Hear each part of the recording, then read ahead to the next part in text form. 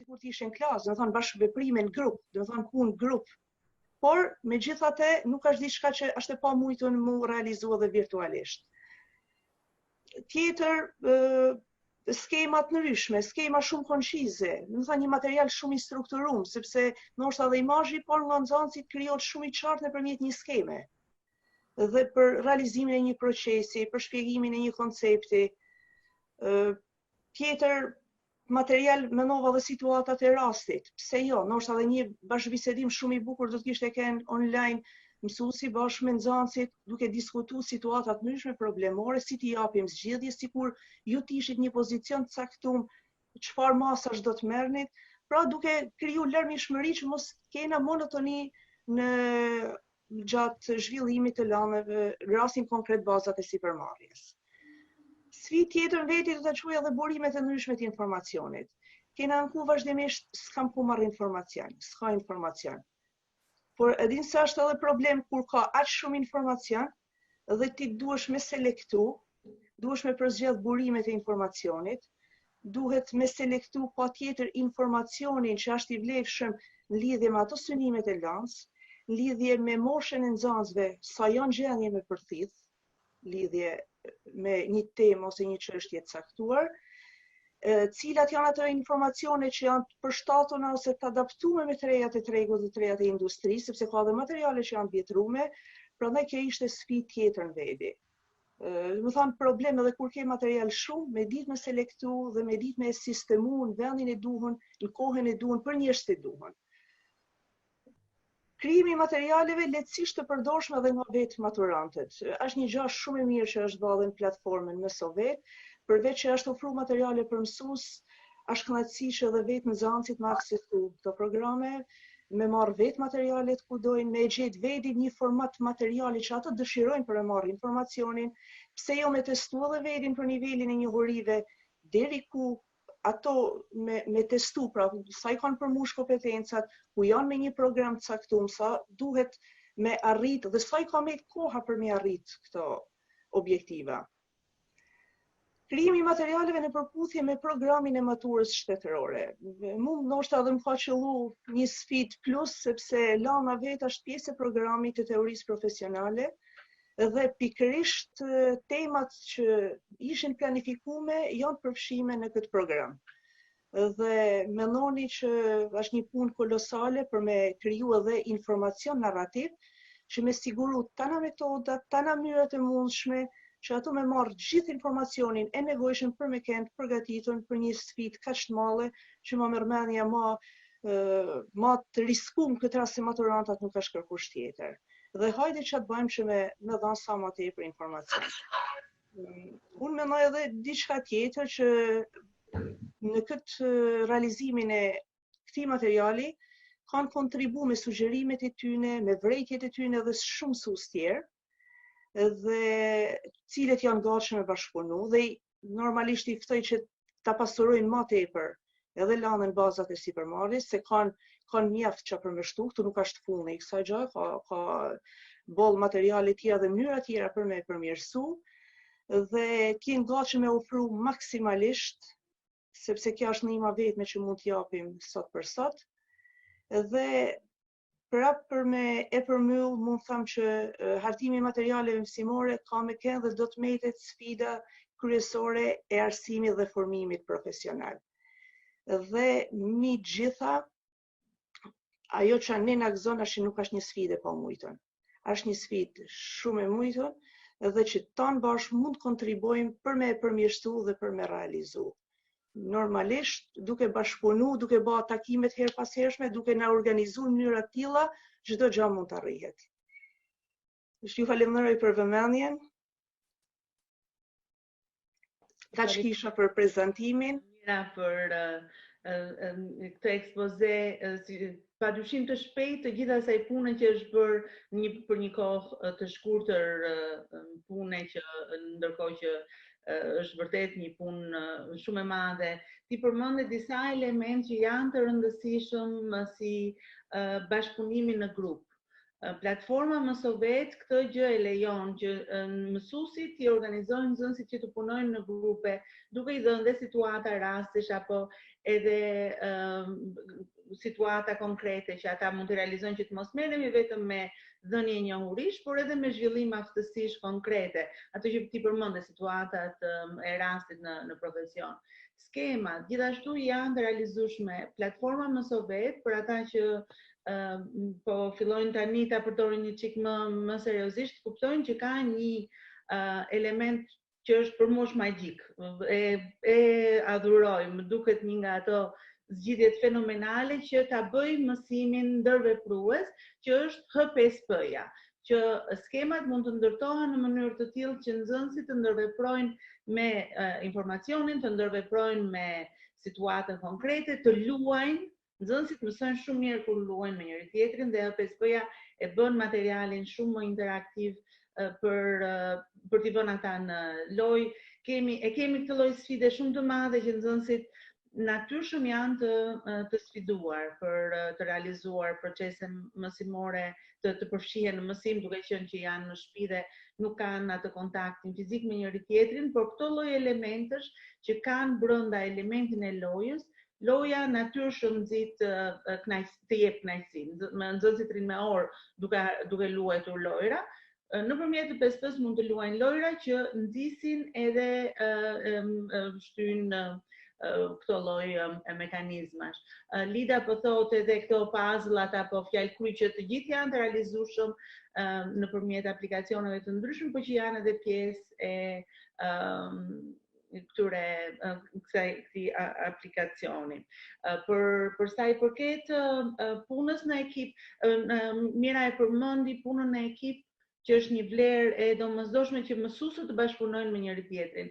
Lënda që Mira mbulon është një lëndë që e kanë të gjitha maturat e arsimit profesional. Që të gjitha. Në vit të 4, në çdo dek, kjo lëndë duhet, bazat e sipërmarrjes duhet jepet dhe duhet jepet në provim. Pra, është një nga ato vendet që jemi shumë të shtyrë që të bashkëpunojmë me njëri tjetrin për të marrë më të mirën, edhe sepse në këtë mënyrë edhe ngarkesa jo reduktohet, edhe cilësia jo ngritet, edhe kemi mundësi që materialet të kontrollohen nga ana cilësore dhe të mund të përmirësohen gradualisht. Ndoshta Juli, unë po të vë në qendër për një herësh, po mund na e tregosh PSP-n, mund na e demonstrosh kur të jap ty fjalën që të kemi mundësi që ta diskutojmë, besoj se Juli do jetë i gatshëm për këtë lloj gjëje. Po ideja thotë që na duhet një libër bazë.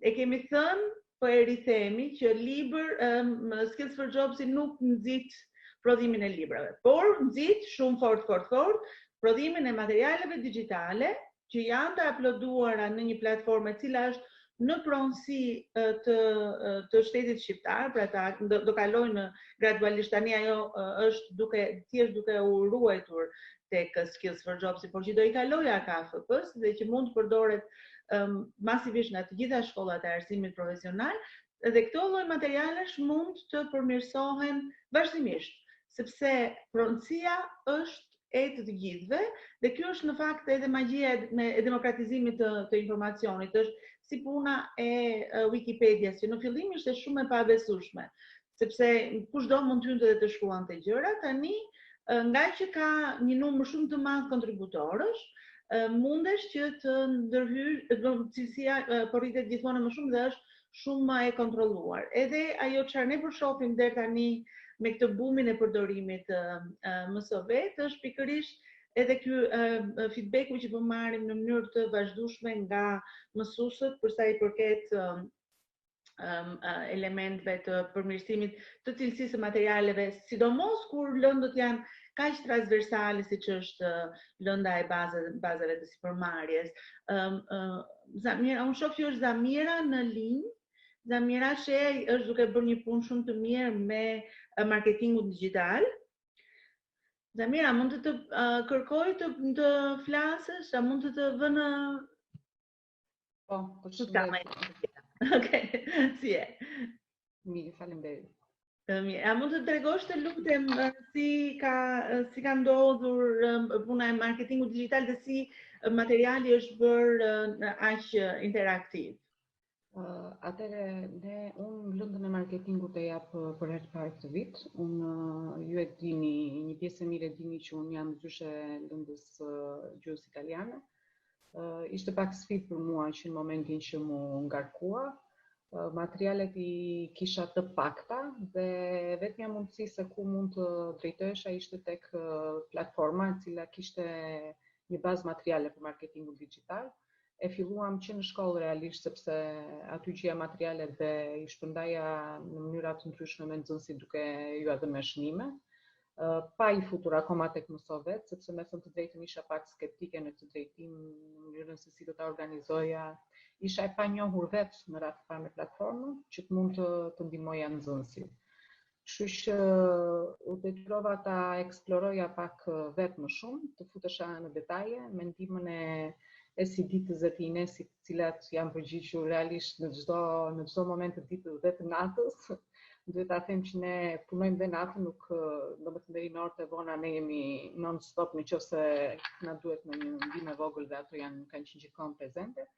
Më ndihmuan se si të nxirja, si të punoja me materialin, si të komunikoja me nxënësit, sepse problemi im më I madh në fakt ka qenë pjesa se si do të komunikoja realisht me nxënësit brenda platformës, sepse nuk doja që thjesht nxënësit të futeshin në platformë për të parë materialin dhe pastaj ne të kalonim në WhatsApp për ta diskutuar atë. Kështu që doja që të kisha një komunikim të drejtë për drejt, gocat më ndihmuan, më thanë që e kemi dhe pjesën e komunikimit, është forma e chatit, e forumit, kemi mbledhur nxënësit aty në një grup e cili është grupi I klasës tonë, që mos të krijojmë dhe probleme me pjesën tjetër sepse marketingu ka një numër shumë të madh nxënësish, është diku te 130 e ca mos gabohem, nga të gjitha shkollat partnere. Kështu që ne kemi krijuar këtë forumin ton edhe aty bëjmë pyetje të ndryshme, ju lëm kohë nxënësve që të studiojnë materialin, bëjmë pyetje përgjigje të ndryshme dhe në fund kemi dhënë dhe detyra. Nxënësit realisht dolën të kënaqur, kanë punuar mirë dhe në fund edhe ju kemi bërë pak të pyetje për të marrë pak atë feedback se si u ndjen, Mendoj që patëm një piknisje të mbarë dhe të mirë dhe besoj se do vijojmë, patjetër që do vijojmë të punojmë sepse materialet aty I kemi. Unë me thënë të drejtën jam goxha e kënaqur. Kam hedhur materialet dhe të gjuhës italiane, nuk e kemi filluar akoma, e bëjmë starting këtë javë, fillojmë nga e hëna. Shpresoj të jetë po kaq e suksesshme, nuk e kam aq të pasuruar sa që kishte bërë zysh Ridvana, por jemi duke punuar. Faleminderit shumë Zamira, faleminderit për gjithë punën edhe gjej rastin të falenderoj si ditën që dhe gjithë ekipin e Sketch Jobs për faktin që gjenden vërtet në çdo orë të ditës dhe të natës, janë bërë impresionues sësia e punës që bëjnë edhe vërtet je model. Si dita po ngrë gishtin, kështu që dua t'i kaloj si të fjalën. Unë në fakt doja të... A ka eko? Ja, një sekundë. Vazhdoni ju të do të bëjnë ndërhyrjen pastaj. Faleminderit, si ditë ka një eko, kështu që le ta lëm pak që sa të rregullohet situata dhe a mundem Juli ne kemi është një mësues I IT-s në shkollën Salisheja si e ka emrin shkolla në Salisheja. Juli kemi eko. E rregullova. Okej, faleminderit. Jo thjesht I japi materiale, informacione, njohuri nxënësve, por edhe të sigurojmë që ata të kenë mundësi që ta praktikojnë nëpërmjet platformave dhe teknikave të ndryshme që një prej këtyre platformave që mbështetet në platformën Moodle është edhe Mësovet, si bashkëpunimi në grupet, skemat, si mund të realizojmë punën në ekip në bashkëpunim me njëri tjetrin. Ti ke bërë një punë shumë të mirë me nxënësit e tu, po edhe me kolegët që i ke qenë shumë mbështetës dhe ky Falenderoj. ne na ka ardhur Është minimumi që mund të bëjmë në një situatë të tillë, duke qenë se jam dhe IT e kam, po them, dhe detyrim moral të ndihmoj kolegat. Edhe jo vetëm të shkollës, po të gjithë kolegët e Shqipërisë. Kemi rastin tani që kemi edhe këto webinare që mund të drejtojnë pyetje të ndryshme, gjithashtu unë do bëj edhe një prezantim të shkurtër për platformat që unë përdor, por para se të vazhdoj, dua të falenderoj sinqerisht projektin për këto webinare që po realizon. Vërtet është e shtunë edhe si tha dhe ju duhet që të ishim duke bërë pazar, po unë po e kaloj me kënaqësi të shtunën time duke marrë pjesë në këto konferenca. Si dhe që më dha... Jashtë gjysmë pazarin tim. Okej. Unë në fakt dola më shpejt, dola 8:09 edhe erdha direkt në prezantim. Dhe dua të them dhe faleminderit për mundësinë që më jep për të bërë share eksperiencën time, për të ndarë eksperiencën time me kolegë.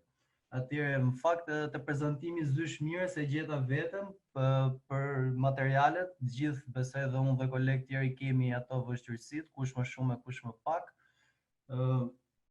Pa humbur kohë do flas që mos t'ju vonoj, po flas për platformat që unë punoj aktualisht. Një nga këto është dhe platforma Zoom ku ne po bëjmë këtë konferencë, këtë webinar. Atëherë unë po bëj share screen, kam përgatitur një material shumë të thjeshtë. E shikoni të gjithë, është okay?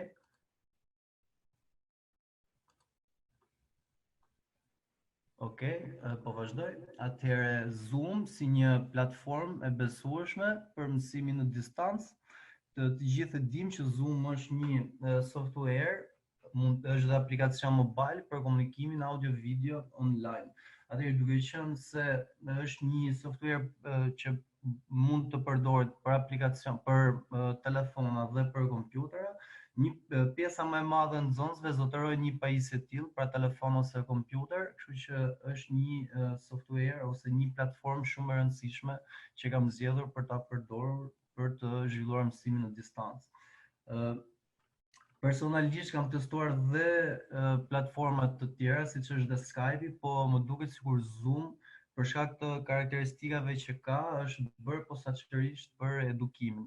Personalisht mua më bën të ndihem shumë komod. Atëherë do flas për disa karakteristika të Zoom ose për arsyet në fakt pse zgjodha Zoom. Atëherë Zoom është një software i cili është i ndarë dhe me pagesë. E shikoni ekranin tim?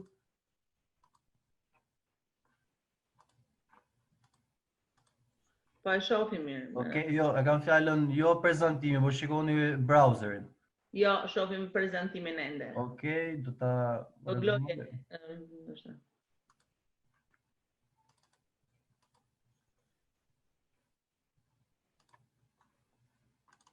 Okej, besoj tani është okay, ja? Okej, atëherë Zoomi është platformë falas, por është dhe me pagesë. Siç e shikojmë, versioni falas ka disa karakteristika, të cilat unë doja t'i ndaja tani me ju dhe të përforcoj idenë time pse zgjodha Zoomin për të zhvilluar mësimin në distancë. Atëherë po kthehem prapë te prezantimi. Atëherë Zoom është 40 minuta falas për versionin free, që do të thotë 40 minutat e para ne nuk, domethënë ne kemi vetëm 40 minuta për të bërë mësim. E thash dhe që parë duket sikur Zoom është bërë posaçërisht për edukimin, sepse përkon dhe koha 40 minuta versioni free me 45 minutin që është ora e mësimit. Por kam një lajm shumë të mirë, Zoom ka zgjedhur që në fillim të marsit, duke parë dhe situatën ku ndodhet e gjithë bota, ta heqë versionin me limit 40 minuta për gjitha llogaritë që kemi ne personale, pra me Gmail, Yahoo apo Hotmail, por me llogaritë që janë krijuara me domain. Pra, të gjitha ato shkolla që kanë një domain kanë mundësi që të bëjnë një kërkesë. Unë e kam zgjedhur dhe linkun, do më duhet të bëj share pra browserin tim. Okej, është linku, që ose shkojmë te Solutions, Education këtu dhe bëjmë një request offer. dhe plotësojmë informacione shkollës për të përfituar pra periudhën pa limit të 40 minutëshit. Gjithsesi është 40 minuta për orën e mësimit, besoj është normale, kështu që mund të krijojmë dhe një seancë të dytë dhe kjo është karakteristika e dytë që unë kam zgjedhur ta them këtu pse kam zgjedhur Zoomin, që Zoom mund krijojmë seanca pa limit, pra nuk është e thënë që të mbaroj seanca me 40 minuta, por ne mund të krijojmë direkt një seancë tjetër. Dhe lajmi tjetër i mirë është që në Zoom mund të futen deri në 100 pjesëmarrës, që do të thotë klasat tona nuk e kalojnë asnjëherë këtë numër, kështu që mund t'i përfshijmë të gjithë nxënësit. Po kaloj te specifikimet teknike, e shikoni screenin tim, prezantimin, jam okay? Okej, faleminderit. Specifikimet teknike, do të flas në lidhje me cilësinë që ofron Zoomi, pra cilësia e zërit dhe figurës dhe videos është high definition. Do të flas për sigurinë, ku të dhënat këtu janë të enkriptuara dhe të mbrojtura. Pastaj një opsion është share screen, siç është kjo që unë po bëj, por përveç saj është dhe share screen në mënyrë simultane, pra unë dhe nxënësit në të njëjtën kohë mund të bëjmë share ekranin tonë dhe të diskutojmë. Pastaj mund të bëjmë regjistrimin e konferencës në formatin e videos, pra MP4, siç besoj po bëni edhe ju. Okej. Kjo ka një arsye në fakt pse mund ta bëjmë, unë e kam bërë, si të thash dhe më lart e kam zgjedhur Zoomin sepse është i vlefshëm për telefona, smartphone dhe për kompjuter, por pjesa më e madhe e nxënësve realisht dhe kanë mundësinë të kenë këto, por ka dhe një kategori e caktuar që vjen nga shtresa shumë në nevojë, që ndoshta nuk kanë dhe mundësi, atëherë ta ndjekin dhe mësimin online, atëherë çfarë bëj, regjistroj dhe ekranin dhe të gjitha ato që diskutohen në konferencë dhe videon pastaj ja shpërndaj, gjejmë mënyrën pastaj t'ja shpërndajmë edhe nxënësit. Kjo është arsye pse më pëlqen Zoomi për ta përdorur dhe si specifikim teknik që e ka. Hosti ose mikpritësi ka një sër opsionesh. Mund t'i hesh të gjithë mikrofonët e gjëra të tilla. Opsioni tjetër që e parafron me shkollën është ajo raise hand, që është ngritja e dorës, ku nxënësi mund ta shtypi butonin dhe të kërkojë fjalën, pra si në klasë, vetëm se nuk jemi në klasë. Dhe diçka tjetër është integrimi që Zoomi ka me platforma të ndryshme, siç është për shembull me Gmailin dhe me kalendarin e Google-it. Pra ne mund të planifikojmë një takim dhe ta nisim me ftesë në email, pra në Gmail me Google Calendar. Kjo është një pamje se si është bërë një ftesë për të bashkuar në një takim me Zoomin. Në fakt kjo është nga trajnimet që jam bërë unë për Alpha Webin, fal projektit aftësi për punë, doja ta ndaja. Dhe kjo është pamja se si duket. Pra këtu mund konfirmohet dhe pjesëmarrja, por dhe domethënë mund të kemi reminder ose kujtesë her pas here për takimin që është planifikuar. Unë gjithashtu përdor një sër platformash të tjera që duhet t'i ndaja me ju dhe besoj dhe për t'i lehtësuar punën kolegëve të tjerë që nuk janë dhe specialistë IT ose të fushës së IT-s, dhe që këto ditë ndoshta kanë vështirë dhe po pyesin veten se si mund t'i vlerësojnë nxënësit në distancë. Atëherë unë kam bërë trajnimin, besoj duhet të jetë edhe në një koleg tjetër këtu, besoj pjesa më e madhe, trajnimin bazat e didaktikës të zhvilluar dhe trajnimin 24 ditor, aty kam mësuar, atë them drejtën, i kam mësuar, nuk i dija më përpara, 2 platforma të cilat po më shërbejnë tani. Atëherë platforma parë, tani e shikoni browserin tim, është okay? Okej. Platforma e parë quhet Socrative. Nuk e di nëse ka kolegë që i përdorin, besoj duhet t'i diskutojmë më vonë, por për momentin më lejoni që të bëj këtë prezantim për këto 2 platformat që unë kam zgjedhur për të bërë testimin e nxënësve online. Atëherë, Socrative, e thash, është një platformë, mund të krijojmë quiz apo testime të ndryshme online. Ajo që duhet bëjmë është të regjistrohemi, është falas normalisht, po të shikoni edhe në foto janë dhe në zonës, kështu që është për edukimin. Duke qenë se unë jam i regjistruar, për mos të humbur dhe kohë, unë po e kaloj pjesën e regjistrimit dhe po shkoj direkt të bëj login dhe të tregoj, të demonstroj mënyrën se si mund të krijojmë një quiz apo një testim online dhe pastaj ta shpërndajmë në nxënësit. Atëherë ajo që do bëj është do regjistrohem si teacher, pra si mësues, në këtë rast do logohem. Dhe shikojmë që dal paneli im. E veçanta këtu është se krijohet një dhomë që është room quhet, edhe ka emrin tim në fakt, është e gjeneron sistemi vet, dhe me këtë emër ne e shpërndajmë të nxënësit, dhe nxënësit aksesojnë pra atë dhomën apo klasën virtuale ku do zhvillohet dhe quizi. Atëherë pa humbur kohë, po kaloj te menuja quiz këtu dhe po krijoj një quiz të ri, po ta shikoni un kam krijuar edhe më herët, kanë qenë dhe për ta testuar veten, po dhe dje bëra një video, regjistrova një video, pra regjistrova ekranin tim dhe audion dhe ku shpjegoja dhe shpërndava edhe me kolegë tjerë. Tani un po e bëj online për ju. Po shkoj te menuja quiz këtu dhe shkoj add quiz, pra krijoj një quiz të ri. Që në fillim vendosim emrin e quizit, tani Gerda dhe të tjerë, ju lutem, nëse po eci shumë shpejt, mund të më ndërprisni dhe t'ju shpjegoj prapë. Jo, po ecën shumë mirë, Juli, vetëm a mund ta bëjmë të quizin që ta ndash me ne? Patjetër, të krijoj një quiz tani, aty për aty është shumë e shpejtë dhe do ta ndaj me ju, po e bëjmë bashkë pra provimin online, okay? Na bëj një ekuacion të gradës parë, kështu sa. Patjetër, me sa ndryshore të doni. Okej, po eci. Atëherë, pra shkova te menuja quizzes këtu dhe krijova një quiz të ri. Që në fillim vendosim emrin e quizit. Pra quiz testim është e njëjta gjë në rastin tonë. Atëherë, po them testim gjeografi, po e bëj më të thjeshtë, klasa 13 tik. Mund krijojmë një numër shumë të madh testimesh dhe emri është ai që na identifikon se për këtë klasë kemi krijuar quizin. Atëherë kemi 3 mënyra ose 3 lloje pyetjesh të cilat mund të vendosim në këtë quiz. Atëherë me zgjidhje të shumë fishta, e vërtet ose e gabuar dhe me përgjigje të shkurtra. Atëherë do t'i provoj të bëj një quiz shumë të thjeshtë me 3 pyetje, atë që do më vinë aty për aty do më thonë, dhe të shikojmë si funksionon.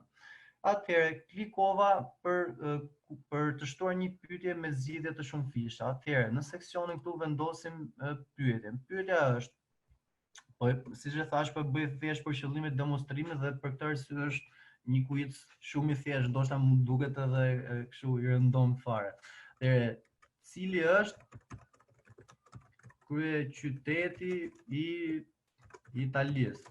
Okej?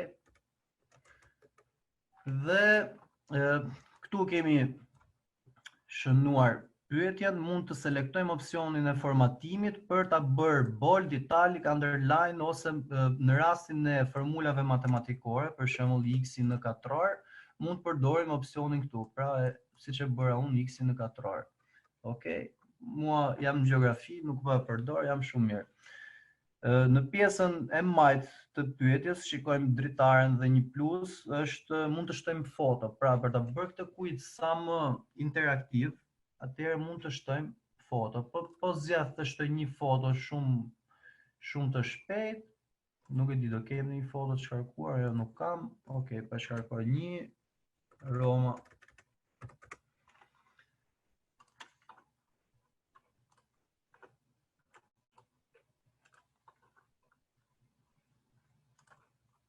Okej, atëherë po shtoj një foto të cilin e shkarkova, ju mund ta shkarkoni më parë dhe do ta shohim si do dalë quizi me foto, pra del diçka dhe më e bukur dhe nga ana estetike. Pastaj do japim dhe përgjigjet. Përgjigjet këtu mund të listojmë sa përgjigje të duam ne. Tani, përpara se ta vazhdoj demonstrimin, dua që t'ju them që për të krijuar një testim online duhet bazohemi në të njëjtat rregulla që bazohemi kur krijojmë dhe testimet në klasë. Pra ka rregulla për pyetjet me përgjigje të shumëfishta dhe për pyetjet me shtjellim dhe të gjitha tjera. Pra, për këtë ndoshta do na flasi kolegja pas Po, këtë do të diskutojmë me Rudinën, kështu me që Rudinën. Atëherë, ideja është që ju parapriva që ishte e nevojshme. Pra që do thot, duke pas parasysh këtë rregull që unë përmenda, nuk mund të lë 5 alternativa këtu, sepse do ishte çdo alternativë peshë 20%. Atëherë unë po lë 4, 25%, megjithatë këtë do të dëgjojmë më vonë. Atëherë po eci Roma, Milano, Pisa dhe Bologna. Okej, dhe na duhet që të zgjedhim cila është përgjigjja e saktë. Atëherë shikojmë, kemi tikun këtu anash, mund të japim tik që është Roma, por mund të kemi edhe pyetje ku përgjigjet e sakta mund të jenë më shumë se një, atëherë do na duhet të çekojmë dhe alternativa të tjera, ndoshta të gjitha 2, 3, 4 sa të ketë pyetja përgjigje të sakta. Tjetra që është shumë e rëndësishme është shpjegimi që i bëhet, sepse nxënësi pasi i përgjigjet pyetjes, ndoshta nuk është dhe i bindur që e ka pasur sakt, domethënë që e ka pasur gabim. Atëherë ne do t'ja japim këtë përgjigje dhe themi kryeqyteti kryeqyteti i Italisë është Roma. Okej, mund në lëndë të ndryshme është përgjigje, domethënë ndoshta edhe më e saktë se kjo dhe e bindën nxënësin se e ka gabuar pyetjen. Kalojmë, kjo është pyetja e parë, kalojmë te pyetja e dytë. Unë po shtoj direkt, mjafton të shtojmë këtu te questions, po shtoj një true false. A është kryeqyteti i Italisë Roma? E vërtet apo e gabuar? Atëherë përgjigjen e saktë ne duhet ta klikojmë. Pra unë klikoj true, pra që është e vërtet, dhe jap shpjegimin. Kryeqyteti i Italisë është Roma, atë që bëra më lart, ose po kryeqyteti i Italisë është Roma. Nuk po e jap këtu që mos zgjatet, mos humbim kohë. Kemi dhe pyetjen e fundit që mund të shtojmë, që është një pyetje me shtjellim, pra me përgjigje të shkurtër. Gjithashtu e vu të re dhe te pyetja e dytë nuk shtova një foto, do ta shikojmë se si duket një pyetje me foto që është më tërheqëse, po them, dhe një pyetje që është edhe pa foto. Atëherë, pyetja tjetër që ishte me shtjellim, po them fol për situatën aktuale në Itali, okay? Ndjej se nuk po më vjen një pyetje inteligjente tani, po pres, dhe në këtë rast, prandaj thash që shpjegimin do ta dëgjojmë më vonë nga Rudina. Në këtë rast shpjegimi që japim ne pyetjes bën që kur nxënësit përgjigjet, nëse nuk është përgjigjja e njëjtë me shpjegimin që unë shkruaj këtu te kjo hapësira, atëherë nxënësit i quhet përgjigjja e gabuar, sepse duhet të ketë parasysh dhe përdorimin e shenjave të piksimit dhe shkronjës madhe të vogla, gjëra të tilla që janë, por përgjigja mund të jetë, sepse pyetjet me shtjellim të lënë vend për përgjigje të parafërta që janë dhe të sakta shpeshherë. Kështu që kjo quhet një pyetje në fund të testimit, do ta shikojmë, një pyetje që nuk vlerësohet, në sensin që jo nuk vlerësohet, por nuk vlerësohet nga sistemi në mënyrë automatike, sepse çdo përgjigje që japin nxënësit tu vlerësohet në mënyrë automatike dhe ne kemi rezultatet në kohë reale. Pra do ishte shumë e thjeshtë për ne si mësues, nëse testimi do ishte me pyetje me përgjigje të shumëfishta ose e vërtet e gabuar, sepse përgjigjet apo rezultatet dalin direkt si për ne ashtu dhe për nxënësit. Atëherë nuk po zgjatem më, po e lëm me kaq me këto pyetje, po jap save and exit. Tani bëni gati se kemi provim. Më duhet të shkoj te launch, që do thot do lançoj quizin, pra jemi gati për të startuar quizin.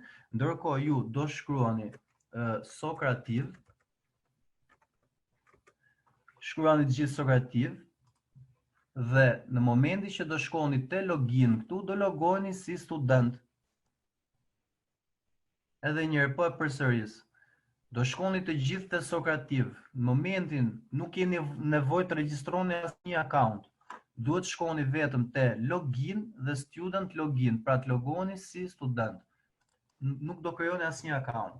Shpresoj ta ndiqni tani te room shkruani Kasapi, që është emri i dhomës time që e thash në fillim prezantimit, për t'i bërë join. Atëherë unë po e lançoj quizin online, po ju tregoj si lançohet quizi si mësues, pastaj keni parasysh edhe si nxënës si do logoni. Atëherë, shkova edhe një herë. Shkova te menuja Launch, Quiz dhe klikoj selektoj testim gjeografi klasa 13 pikë, pra quizin që sapo krijova, dhe klikoj Next.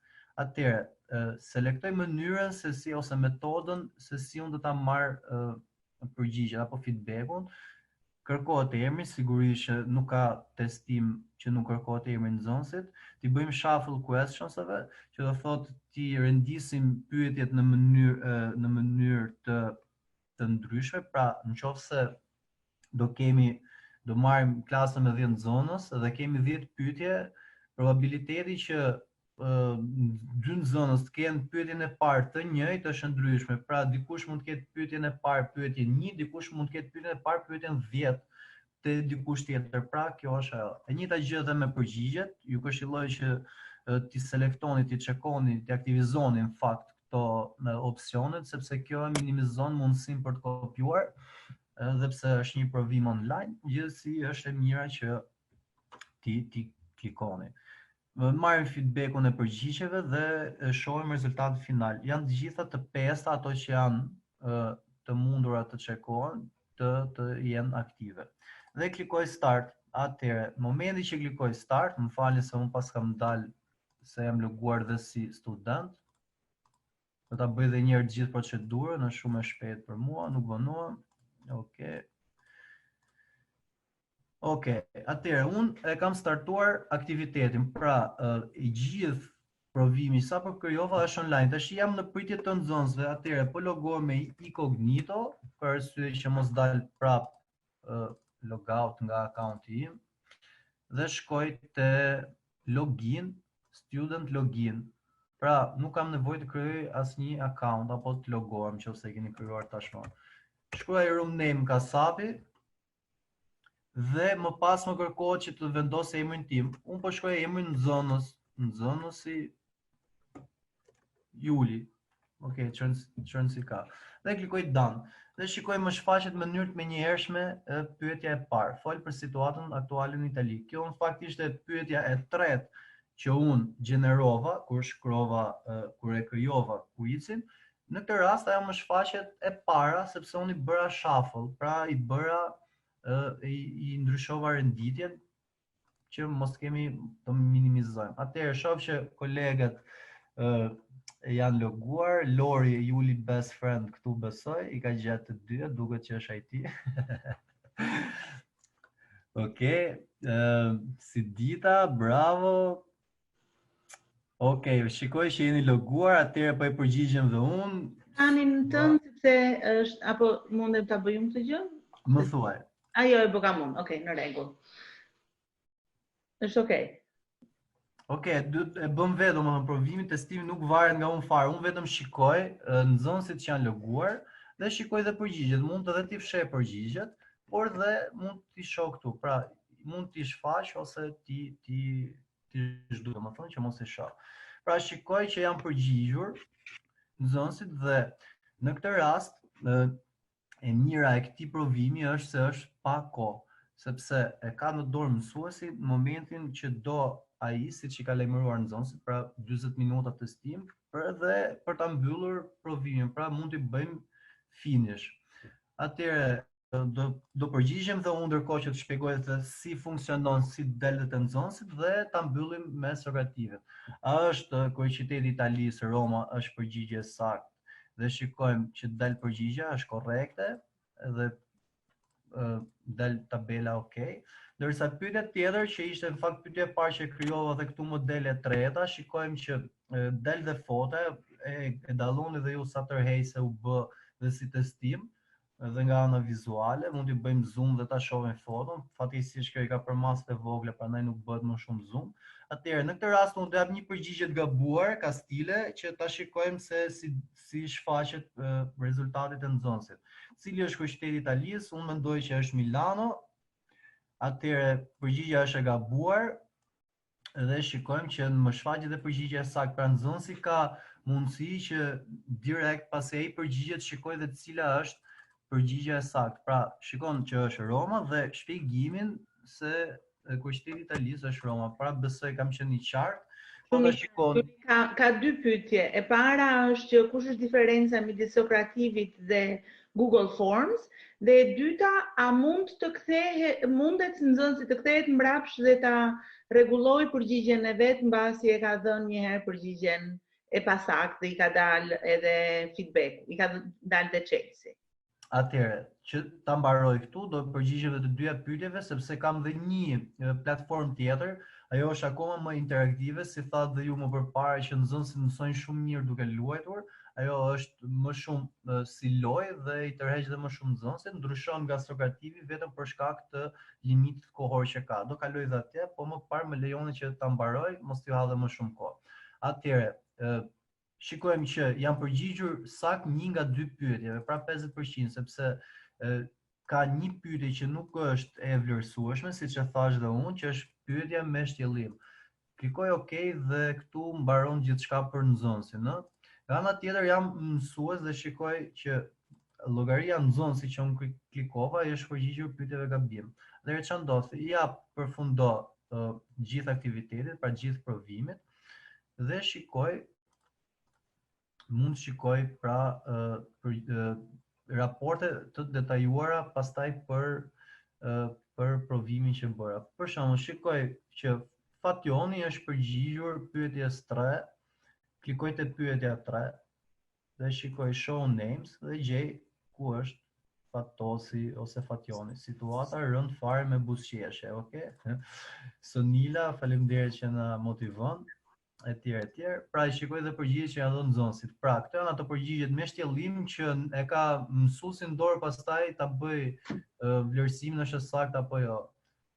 Thjesht kjo është e gjitha. Pra, këshilla ime është që neve të zbatojmë sa më shumë ato pyetjet që janë e vërtetë e gabuar ose me përgjigje të shumëfishta, sepse edhe nxënësi e merr rezultatin në mënyrë të menjëhershme.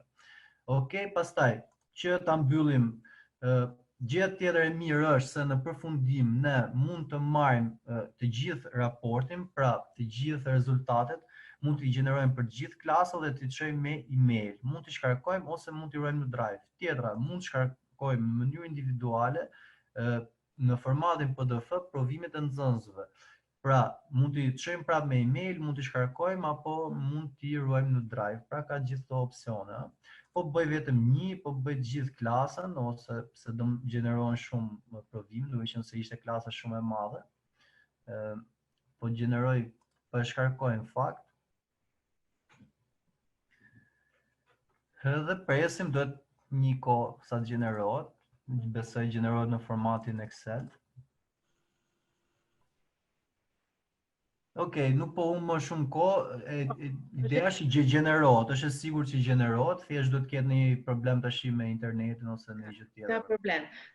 Shumë shembull konkrete dhe i zbatueshëm, besoj se edhe personat e tjerë që kanë marrë pjesë, mësuesit e tjerë që kanë marrë pjesë në trajnimin 24 ditor janë ekspozuar ndaj Sokrativit edhe ndoshta e kanë mund ta kenë përdorur këto ditë. Unë e di që ti doje të flisje për Kahootin, po kemi disa pyetje dhe të bëjmë le të flasim në përgjithësi në fakt për patjetër. Gjithsesi Kahooti është një platformë e ngjashme, mund ta testojmë vetë, mjafton të bëjnë login dhe të krijojnë. Mund ta testojmë vetë ose mund edhe kur të kemi temën e vlerësimit, mundesh që të kërkojmë ndoshta të vëmë të ndërhyj prapë, patjetër me kënaqësi. Rudina ka një koment që lidhet me pyetjen e Vefit në lidhje me diferencën midis Google Formsit edhe Sokrativit dhe pastaj kalojmë prapë. Rudin?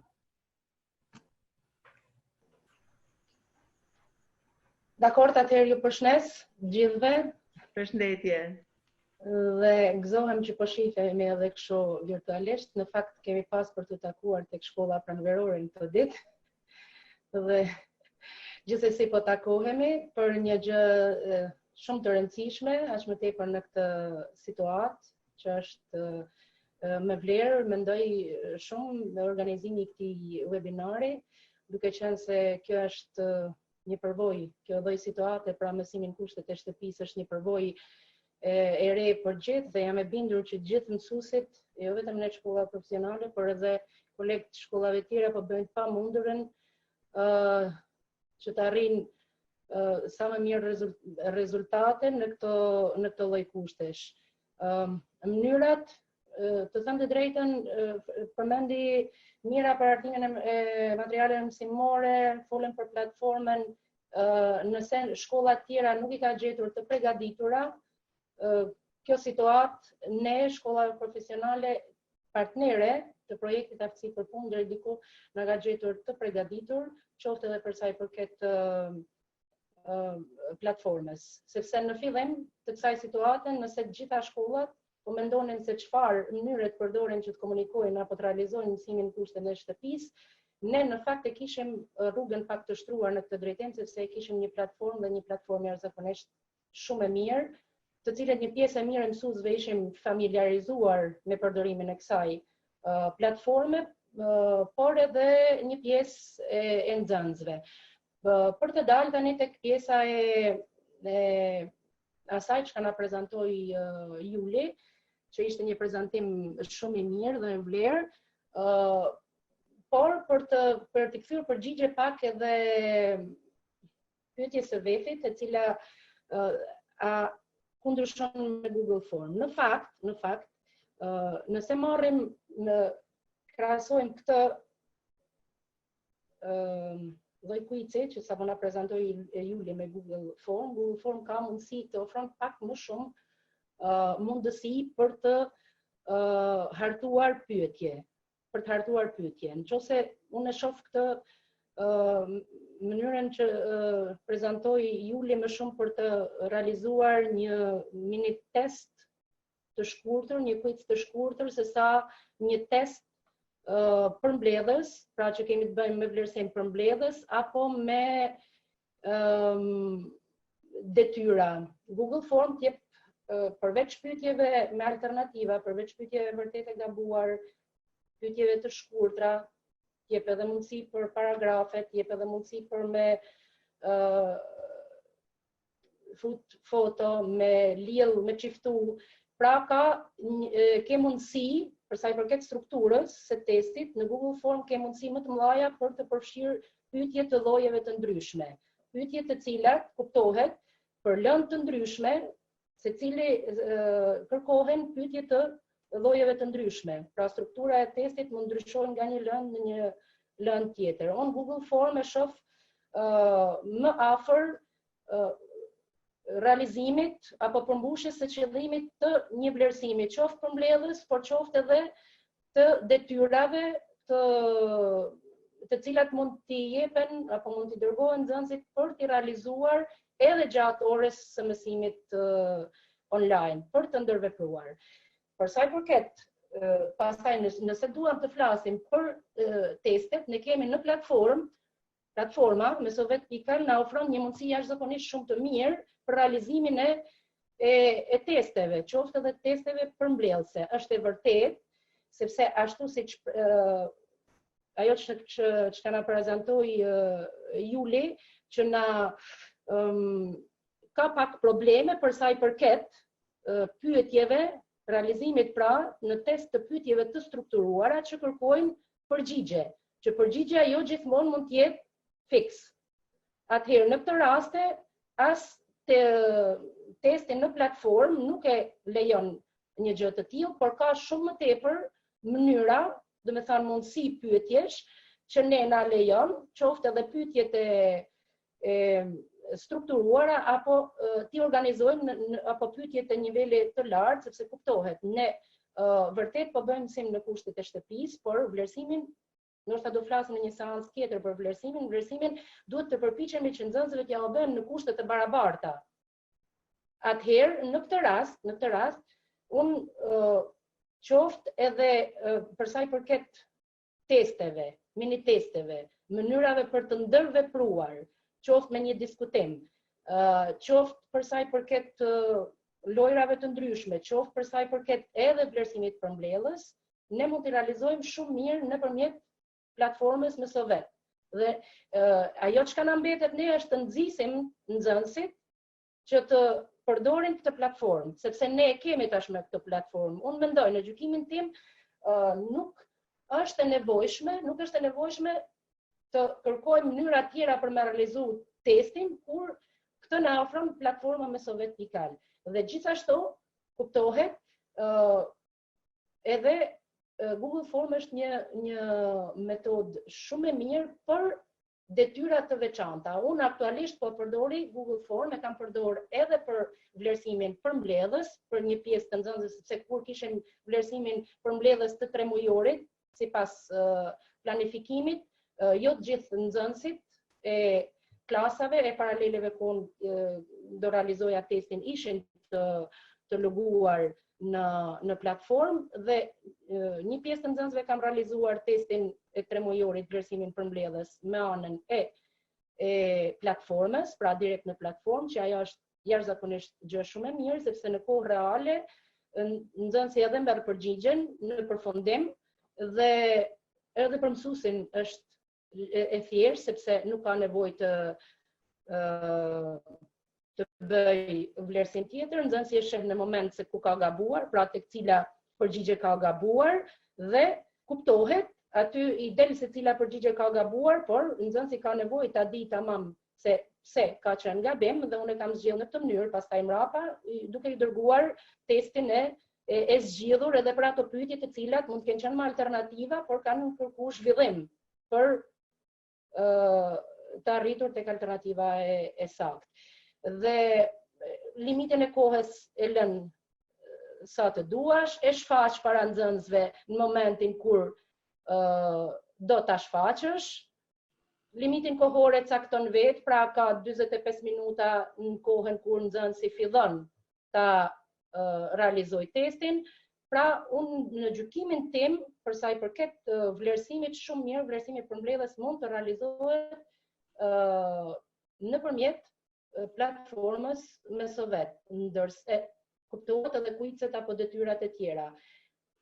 Detyrat, thash, për ata nxënës të cilët nuk janë të loguar, qoftë detyrat, qoftë edhe për vlerësim përmbledhës, unë kam përdorur edhe Google Form, pasi unë e shoh më të përshtatshme, sepse t'jep shumë mundësi qoftë edhe për afatin, dorëzimin në afat, kur e dorëzon nxënësi, ju jep nxënësve mundësi edhe për të përgjigjur pyetje qofshin të gjata, qofshin me shkruajt sepse ne kemi reaksione, formula, simbole, pra ju jep mundësi që mund t'i shkruajnë, nëse kanë kuptohet edhe laptop, po jo gjithë nxënësit kanë laptop, mund t'i shkruajnë edhe në Word dhe i kopjojnë pastaj aty dhe plotësojnë dhe dërgojnë linkun. Unë edhe mund t'i demonstroj nëse po herën tjetër. E kemi fokusin tek vlerësimin në mënyrë pak më specifike. Gjëja që për mua është e rëndësishme, edhe diçka tjetër do shtoja, pse është e rëndësishme të përdorim edhe për detyrat e shtëpisë apo edhe detyrat tjera platformën dhe mund të përdorim edhe Google Form. Për faktin sepse detyrat në fillim edhe ne sa gjetem ato mënyrat më të përshtatshme, telefonat e gjithë mësuesve u bllokun. Galeria plot, sepse nuk funksionon me foto dhe dërgim detyrash me WhatsApp apo edhe me email. Prandaj qofshin detyrat të cilat ju jepen dhe nxënësit i ngarkojnë direkt në platformë, mësuesi ka aty, ka dokumentuara, mund ta bëjë vlerësimin direkt aty, pra komentet mund t'ja japi direkt që t'i shohin nxënësi, normalisht mund të shkruaj edhe në chat pra të komunikoj edhe për të ndërveproj me nxënësin nëse ka pyetje, por detyra mbetet dhe është e dokumentuar aty. Qoftë edhe një wiki, një diskutim të thjeshtë që mund ta organizoj nxënësit përgjigjen, shohin përgjigjet e njëri tjetrit, mësuesja mund ndërhyj, është e dokumentuar dhe ndërveprimi mbetet aty. Google Form mund të realizohet një detyrë çfarë kemi orën e mësimit sipas orarit. Atëherë njoftohen nxënësit sepse në këtë orar do të zhvillojmë kimi. Temën normalisht pavarësisht se ne jemi lënë të përgjithshme, jo të gjithë nxënësit nxënë duke lexuar, nuk duhet mjaftohemi vetëm lexoni ose duke dhënë udhëzime se si të punojnë me tekstin. Është e vërtetë sepse ne shpeshherë i përdorim ato metoda mësimore në orën e mësimit, udhëzuesit lexuarit ndërveprues, por nxënësit e kanë nevojshme të dëgjojnë. Disa nxënë edhe më mirë duke dëgjuar, disa duke shkruar, prandaj duhet t'ju japim gjitha këto mundësi. Unë pavarësisht se nxënësit kanë tekste, kam përgatitur edhe video shpjeguese të shkurtra, të cilat nxënësit i kam ngarkuar në platformë, kanë mundësi të shohin dhe pastaj mbi bazën e tyre të realizojnë edhe detyrat. Dhe shumë mirë edhe për nxënësit të cilët nuk janë në platformë, Landi ka kalu në kanalin e YouTube dhe kanë mundësi, unë ju dërgoj linkun dhe kanë mundësi të aksesojnë të video dhe nga aty, dhe ndërkohë unë ju dërgoj detyren me pyetjet e listuara për lidhur me mësimin. Janë 20 nxënës, 24 nxënës, do kthejnë 10 detyren, do kthejnë përgjigje, pra ju lë një afat dhe këto pika kryesore në Google Form dhe të ka dhe Google Form pastaj që e shef dhe afatin kur nxënësi e ka dorëzuar. Normalisht nuk pres që të kthejnë përgjigje apo ta plotësojnë atë linkun Google Form gjithë nxënësit, sepse ne kemi edhe fizikisht përballë dhe nuk është se janë aktivizuar 100%, por një pjesë e mirë shkruajnë, pastaj kuptohet, kena parasysh që detyrat duhet jenë të përpiqemi të japim detyra sipas niveleve, kur ketë pyetje pra për gjitha nivelet e shkallës së arritjeve, në mënyrë që edhe ne vlerësimin pastaj kur të vi puna tek vlerësimit kemi një vlerësim sa më real dhe të afërt. Shumë faleminderit për komentet edhe për këtë një ndërhyrje. Në mënyrë më specifike kur kemi temën e të nxënit, temën e vlerësimit, qoftë formues, qoftë përmbledhës, që do jetë javën tjetër të shtunën e ardhshme, fokusi do jetë tek vlerësimi dhe Rudina do na ndajë disa element që sigurisht nuk kemi kohë sot, herë tjetër dhe jemi më të fokusuar. Juli kishe diçka për të dhe pastaj do doja t'ja jepja fjalën së dita? Po, kam diçka, atëherë kemi shoh dhe të çati, diskutoj me kolegë, atëherë metoda që unë përdor nuk do të është sugjerim, nuk është se është po them e imponuar, sepse cili kushdo që e gjen veten mund përdori Google Formsin apo Socrative apo Kahoot, ka platforma pafundë. Ideja është se cili të bëj atë që ose ti provoj dhe të gjej atë më të mirën, kjo është ideja.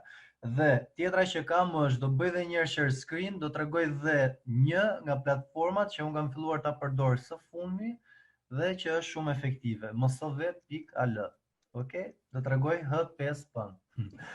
Tani, si IT përdor shumë platforma tjera, me që jam, po duhet të them që një nga këto që është Mosove, domethënë shumë interaktive, kam parë platforma. Kjo është nga më interaktive. Mund të bësh praktikisht gjithçka, të mësosh, të bësh quize, të krijosh forume, të bësh çate etj. Po shkoj te marketingu digital, që është një nga kurset, po them, më interaktiv, duke qenë se kam marrë pjesë dhe vetë, ndoshta edhe një pjesë e kolegëve këtu, dhe Ridvana ka bërë me vërtet një punë super.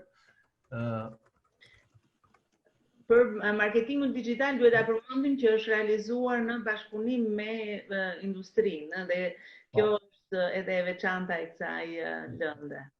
E shikoni gjithë ekranin, jam në rregull? Po qartësisht. Okej. Atëherë, ai elementi që e bën më interaktiv, thamë është elementi H5P,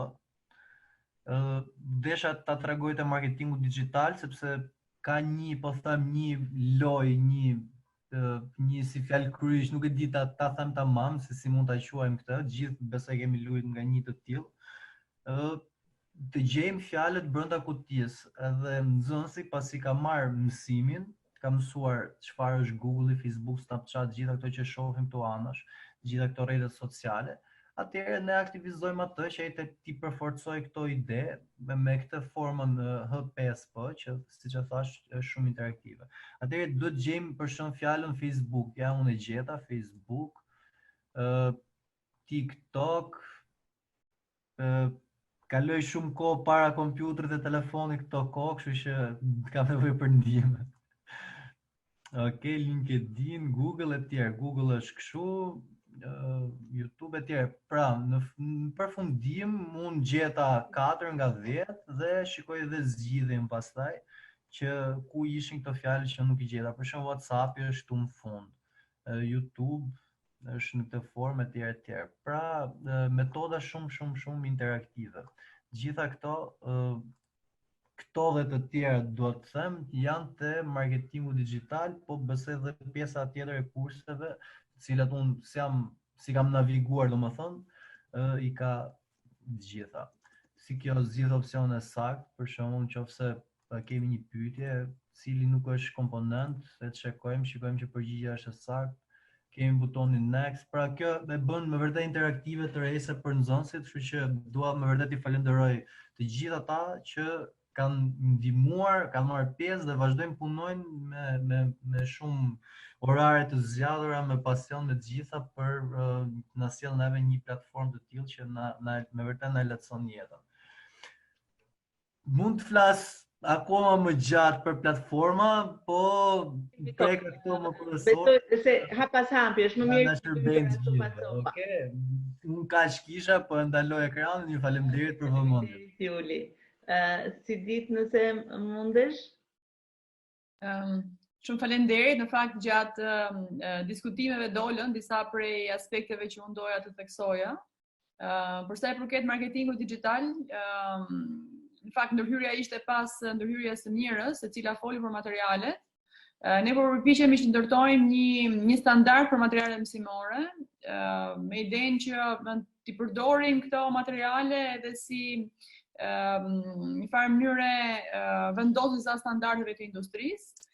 Prandaj moduli marketingut digital është ndërtuar në përfundim të trajnimit të mësuesve që ne kemi bërë për modulin marketingut digital, që është një modul me zgjedhje, dhe është hartuar me ndihmën e personit që Ridvana, që përmendët disa herë, që është profesioniste e fushës, edhe me ndihmën gjithashtu të mësuesve. Dhe ne mendojmë që përfshirja e ekspertëve nga industria në hartimin e materialeve është në fakt një input shumë I mirë. Shkollat profesionale janë shumë afër ekspertëve të industrisë, disa prej tyre I kanë edhe mentor të nxënësve në biznes. Kështu që është një element të cilin ne e shohim domosdoshëm në hartimin e materialeve mësimore. Kjo ishte ajo, elementi që unë doja të shtoja në fillim. Unë shoh që për këto çështje ka shumë nevojë që ne të mblidhemi disa herë. Ndoshta Gerta e ka edhe përmendur, po në gjitha këto praktikat jemi duke I vendosur në një mini kurs online për mësuesit, ku secili është I kontribuar, është I ftuar të kontribuojë, edhe këto format ose platformat e ndryshme, Juli përmendi vetëm një, do jenë në formën e mini tutorialeve, të cilat ne do I vendosim atje. Pastaj për temën tjetër, meqense jam, vetëm po them, që ne duam të flasim për vlerësimin, meqense është çështje shumë e rëndësishme, vlerësimin e vazhduar dhe vlerësimin përfundimtar. Do bëjmë përpjekje që në takim të kemi edhe përfaqësues nga agjencia dhe përfaqësues nga QSHA-ja për provimet e maturës. Drejtoresha e agjencisë ne jemi në komunikim. Ajo na ka thënë që do vendos dispozicion edhe tezat e maturës të lëndave profesionale, të rinë e integruar, po themi, për çdo tezat e viteve të kaluara, dhe ndoshta një përrëndësim I saj mund të ishte me vlerë, mund të keni edhe ju pyetje. Do të tentojmë nisur nga e hëna, meqense vendosëm tani edhe temën dhe do informojmë përmes rrjeteve sociale. Kjo nga unë. Gerta? Faleminderit shumë Sidita, edhe faleminderit, do ishte shumë mirë që të kemi dhe aktorët zyrtar për sa i përket vlerësimit, sepse është çështje që dhëmbe dhe njerëzit, nxënësit janë të stresuar, mësuesit janë të stresuar dhe duam të bëjmë më të mirën e mundshme, po fokusi sot ishte për hartimin e materialeve dhe hartimi i këtyre pyetjeve, quizeve apo edhe lojrave interaktive është që t'i vëmë nxënësit në punë.